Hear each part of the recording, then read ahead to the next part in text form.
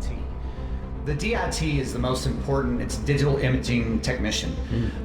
They're basically filing and making sure that we get all of our 4K footage or audio footage into one file. Very important. Well, somewhere around 2 a.m. in the middle of the night, he gets run over on 5th Street. And that puts him in the hospital. And he's just now 1 year later.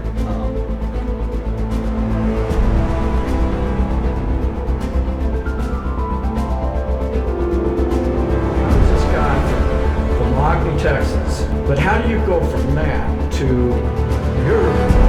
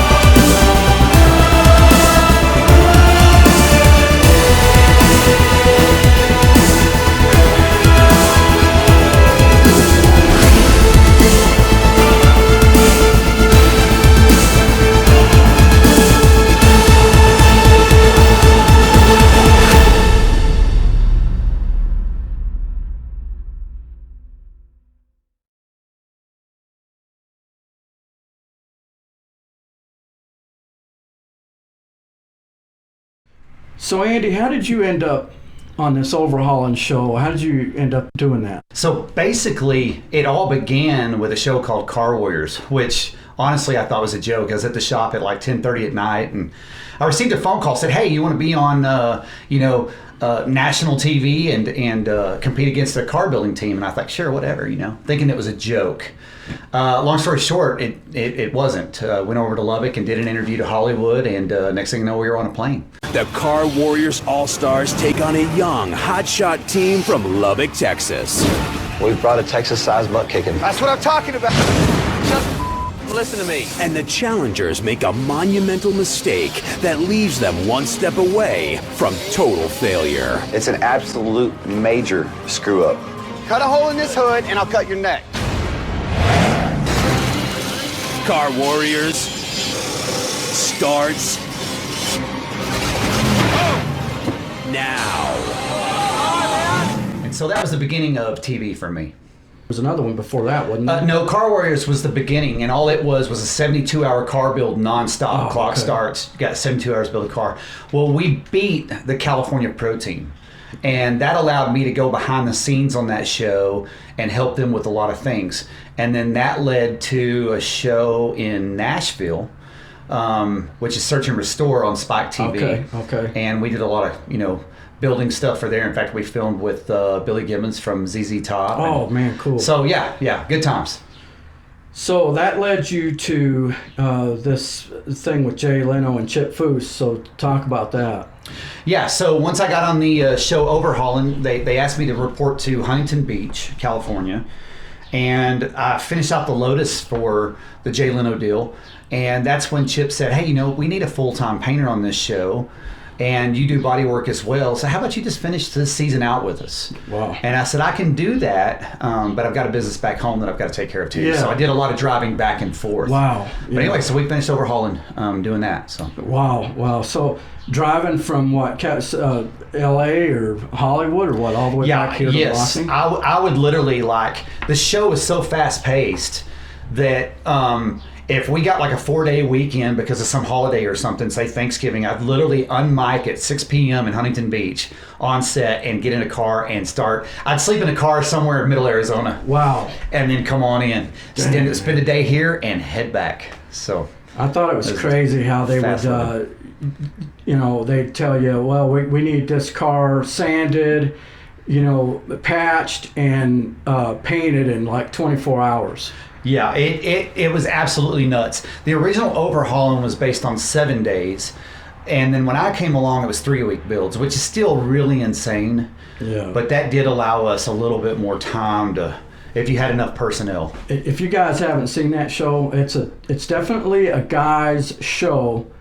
But there is, I really found myself crying sometimes watching that show because the stories are just, the people that couldn't afford to do their dream restore could get it done, and I thought that was one of the best shows ever on cable, and it's actually still on all different times on.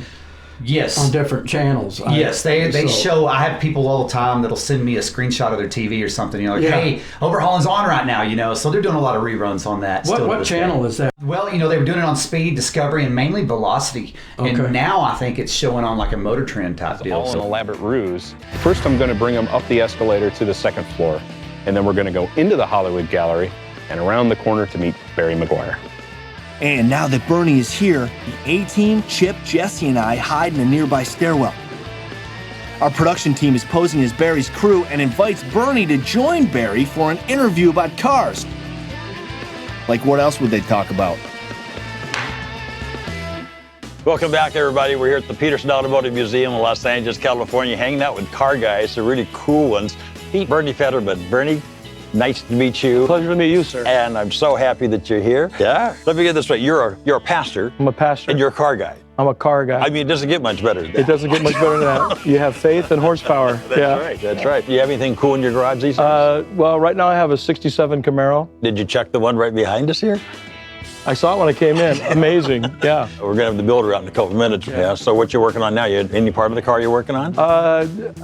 Yeah, my family's been working on the interior for me, so I don't know what all's happened. The builder of this car is going to be our next guest. Okay. And there's a great interior inside this one as well, but the whole car is. I'd like to see it. We'll have the builder come out in a minute. You'll get to meet him. Okay. Because he's a Camaro lover. Good. Yeah. And so maybe I can get you guys together here. How you doing, Bernie? Hey, it's Chip Foose. Did you check out your headliner yet? Does that make any sense? We have a little bit of a surprise for you. It's starting to make sense. Congratulations. I got to shake your hand when you were in Lompoc at Cabrillo. I remember at the Yeah, car the show. car show. Yeah. And you had your car there. I have my car there. Yeah. Now it's here. Well, guess what?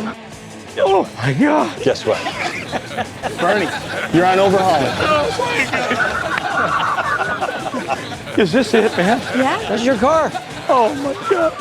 Wow.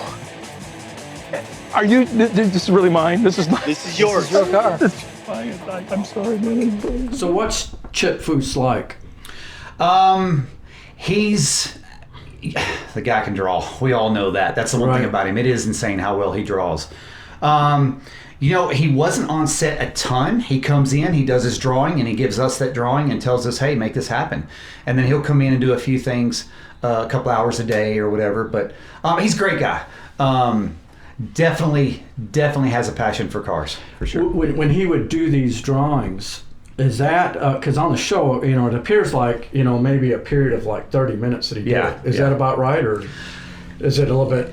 Yeah, so it'll all be pre-planned, and then the sketching will begin under camera, and of course in post they speed that up a little bit. But a general drawing normally in an hour, Really? especially if it's got interior shots and stuff, he usually does in an hour and a half, 2 hours. Wow, man, Yeah. that's insanity. It is pretty cool with the marker. Yeah. Well, man, we lost Jessie Combs several months ago. I understand that you were pretty close with her.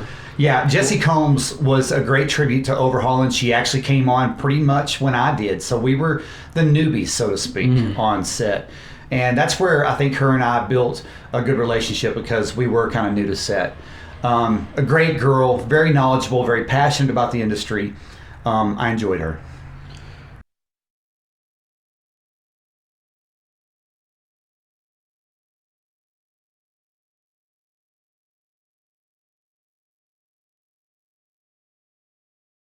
how did you come up with Marfa, the idea for Marfa? So I took a trip down to Marfa one time because I don't remember. I heard about the Marfa lights from somebody. And I like that sort of stuff, that kind of a, mystery type of thing. So I decided, you know what, I'm gonna drive down there one weekend. So I did. And I went down there, and I'm very skeptical of things like this. In fact, I wasn't really expecting to see the Marfa lights. And I did. I went out there to the observatory, which sits about 4 miles outside of town there. And sure enough, I mean, they've got weird lights that show to appear up on the horizon. They change colors, they float, they move. It's strange. I don't know. Yeah. It's weird. Yeah. So I thought, as far as the movie, I thought, why hasn't there been a movie written about this phenomenon? I mean, Unsolved Mysteries back in the 90s came in there and did an episode on that. And I thought, Right. wow, there needs to be a movie with a twist, so to speak, on this. So Right. that's where this all developed. Yeah, when I researched Marfa just for this interview, I couldn't find a lot about it. I mean, there's just not very much information. There's not very good footage. The footage, most of it is shot back at the observatory area or whatever, and people don't have the best equipment or whatever, and so there's just not been a lot of information about it. So how much of this movie was filmed in Marfa? Yeah, so Marfa itself is a crazy backdrop for the film industry. In fact, the Coen brothers loved it. They filmed, No Country for Old Men down in that area. Kevin Bacon's currently filming a show down there. A lot of Hollywood is down there. The movie Giant, for instance, back in the 50s. Okay. Yeah. But long story short, Marfa is, it's weird. It's strange. It's very artsy. Time seems to almost inevitably stand still down there. And so we filmed about 3 days of Marfa, which would equal on screen time probably maybe 20% of it is actually filmed in the community. And then the rest of it's filmed pretty much in Plainview. Yes, right? So Plainview being 15 miles from me and having certain streets that kind of match that old, West Texas town decor, basically. Plainview is looking very forward to being into the film industry, especially when we had, Leap of Faith back in the early 90s filmed there. And so that being the case, Plainview was very hospitable about this. In fact, Stelio Savante and Tony Todd talk about that in another interview. Plainview was very open-armed about this and very welcoming. And along with that, also your businesses, like the Broadway Brew and all of your different antique shops down Broadway there. Yeah, it's kind of like if you've seen Hell or High Water, that movie is filmed in West Texas. Yes. I can't remember the towns, but they all look like a typical Western, West Texas town. They have the same type of architecture, Yes. the brick streets and something to add to that, you think about, you take California, the state of California, you do not have any town there that has that old early American town, the brick mains and that is unheard of in the state of California and for a lot of this country. So it's neat to be able to bring this film into that small brick, layered main street that Plainview has. So how did the filming process go in Plainview? Absolutely smooth. Our very first setting was with Tony Todd, and it was on the rooftop of the Fair Building there on Broadway. Really cool. That's where our first battle on screen between the two who basically have opposing sides in this film take place. That's where we introduce the mayor of Marfa, which is Tony Todd. And their conflicting interests of what's going on here in the town takes place at the very beginning on the rooftop of the Fair Building. So I understand there was some kind of an accident or something that happened. Yeah, so behind the scenes, Marfa was plagued with all kinds of stuff, from Tony bringing two left shoes to you name it. Oh my goodness. But our biggest event, which was tragic both on him as a human being and production for a little while, and that is our DIT. The DIT is the most important. It's digital imaging technician.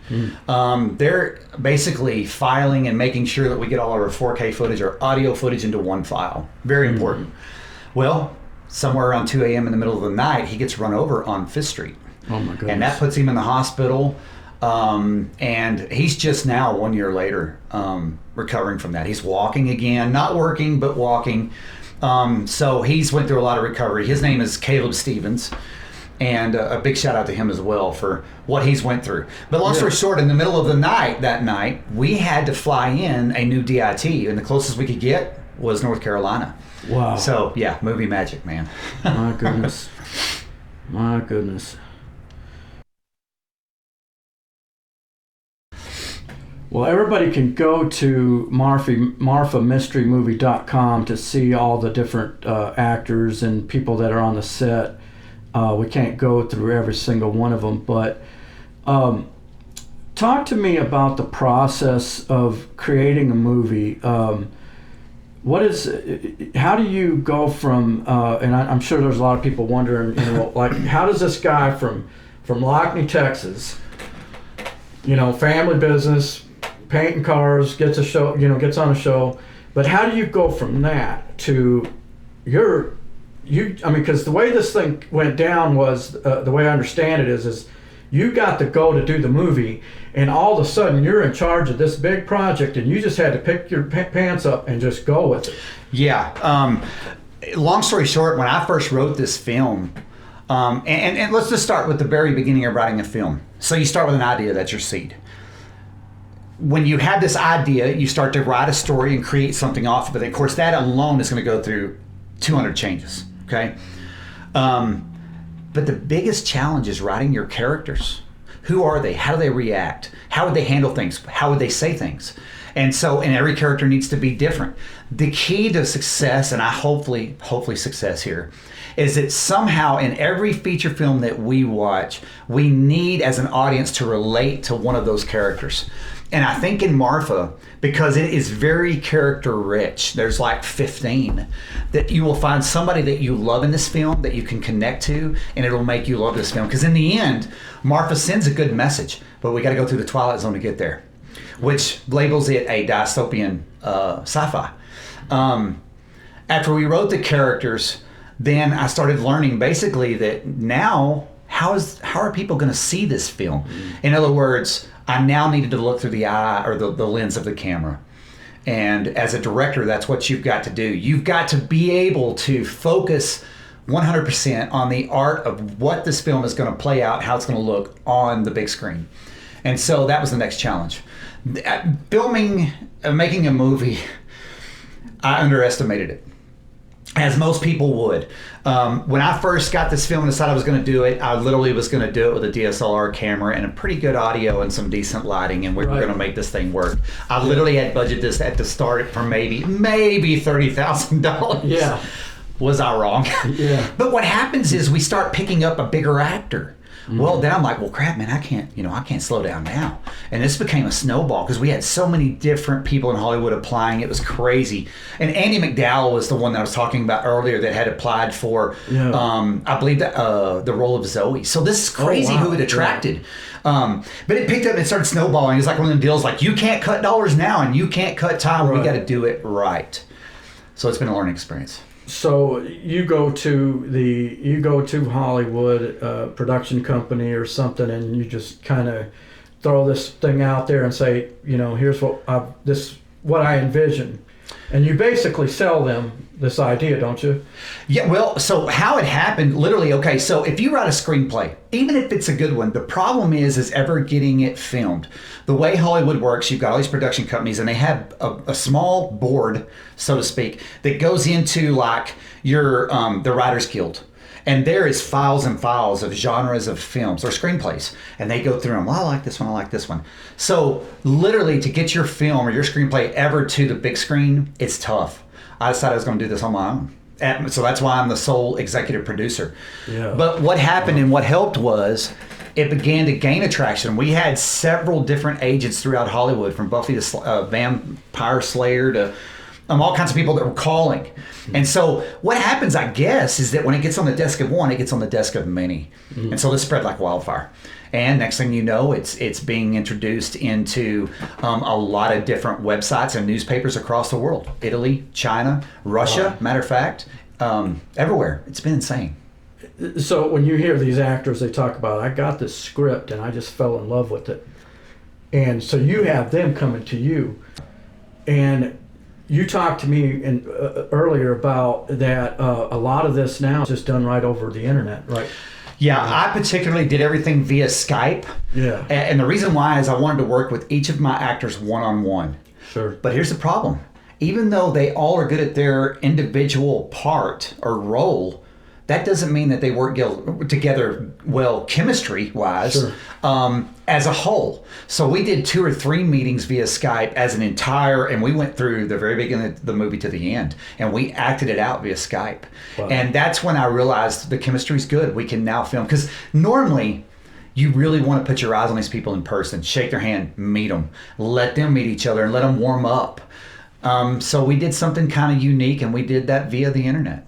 That is pretty cool. So I seen a thing where Breaking Bad cast, it's on YouTube, you can watch it, but they're sitting down, the whole team, in like 3 or 4 tables all around, reading their parts for the next week. Yep. You talked about this process of writing this thing and how you had to kind of change some things and mix things up on the fly. Yeah. Because the way that you wrote it out originally doesn't necessarily play out once you start the cameras and things like that. You will write a movie 3 times, okay? When you finally get your screenplay to where you've locked it, you're done, and you're 100% happy with it, well, guess what?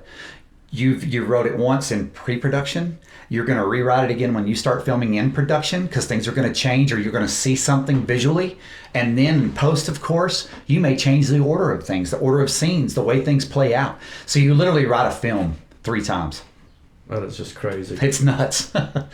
You know, and then you talking about the guys are you know, looking at their script or what have you right before they even shoot. Yeah. You had talked about that one of these actresses, and I can't remember which one it was, but she literally arrived on set. You hadn't even met her yet. My first phone call with her, I'm not joking, was she was on her way to the LA airport to fly into Texas and take this film over. And I was a nervous wreck, because this is honestly the role with the heaviest dialogue. Sure. And I was just like, in my mind. Was that Tracy Perez? Tracy Perez. Yeah, okay. And in my mind, there was no way she was going to be able to do this. Right. Man, did she prove me wrong. When you watch her on film play Allie Hollywell, the way she expressed things and her facial expressions and stuff like that just really sells that character. She's amazing. And she's really the beginning of what kind of, in fact, in the end, she makes a statement like, oh my gosh, I caused this, you know, because she pulled that fortune ticket in the very beginning. Okay. So you just give these guys their scripts, and they don't sit there and practice together or anything like that. They come on set. Today we're filming this, and this. Yeah. Right? Isn't that kind of how it works? And then, so they have to bring the life into the character right there on the spot, just out of nowhere. They do. You know, the thing is, you can write a character all day long, and you can write it in depth to where it's a very well-rounded character. The problem is, you got to have somebody actually step into that, and you'll know the difference immediately, especially through audition reels, if a person can do that or not. And so I was real careful with that. And these people literally, I mean, scene by scene, they would look at their part and go, okay, so this is what I got to say during this scene, and here's how it plays out. Here's the gist of that scene. And then when we would yell, you know, action, I was just amazed to be looking at my director's monitor and watch something you wrote and the characters come alive on that screen. I don't know how to explain that. It's unreal, and it's surreal. And I just never, what I wrote and envisioned, they took it to the next level. Amazing what actors can do. So where are we at right now? So the movie's done. Where are we at? Currently, the film. So we're close, really, in post. We're going on 9 months, I think, in post now, which means we're on schedule. So where we're at right now is, I decided, since we filmed this in 4K, we went ahead and stepped up our game. So we filmed it in 4K, and I thought, well, if we did that, we really need Adobe, you know, or Adobe surround sound. Sure. So we're now currently having audio layered in Dallas, Texas, at a studio, and then they'll put it into 5.1 surround sound. So that is currently being done, and really there's only 2 more steps, and that is color grading. And that's basically where they take a film like a coloring book and they individually go back and color this film how I see fit. Now, this film here, I want that Mad Max, very oversaturated color look, like almost unreal. And there's a reason for that. And then our very last step, really, along with color grading, is Stelio and I, which is the voice of this film. We are currently starting his voiceover. Okay. So that we can layer that on top of this. So he's film. working on that right now then. Yes. So I've been writing his lines, and then he's already started recording some of that. That and is so neat. And as we record some of that, we start realizing that, I need you to tell more of the story. So in this scene here, let's do something there. So like I said, we're rewriting the film as we speak. Yeah, sure. Yeah, 9 months in post. So we'll get this. You're getting the post production stuff done. Your color grading, voiceover. How long till we see something? And is it going to be an electronic package, like the Netflix kind of thing, or is it going to be something that's in the theaters all over the country? Or yeah. So I think we're literally 8 weeks away from having this film complete. And what I will do personally is, and Alamo Drafthouse in Lubbock is excited about this, we will actually have a premiere there. And I'm hoping to do that, say, after July 4th, like midsummer. And we'll do kind of a movie party, where you'll get a couple of things issued at the door that pertain to the film and are in the film. And but as far as actual distribution, that depends on the distributor. And right now we're in weird times because not only do our younger generations not really go to theaters, streaming has become larger.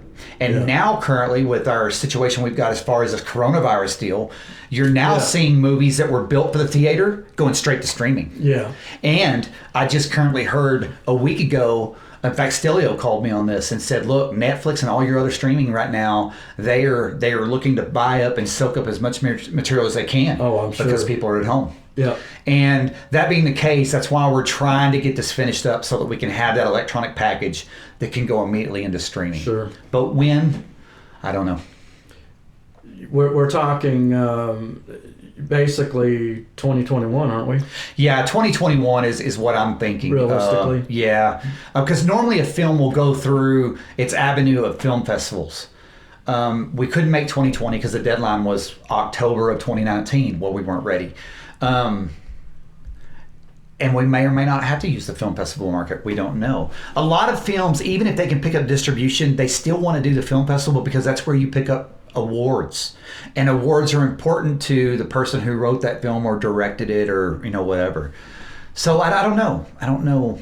But 2021 more than likely. Yeah. This whole coronavirus thing is changing everything by the minute.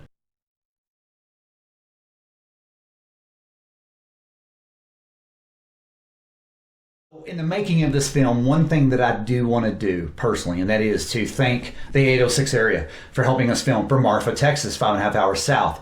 Plainview, thank you for allowing us to come in and film. You've got a lot of neat backdrops for the movie industry, being that, brick town, mortar top, small town America.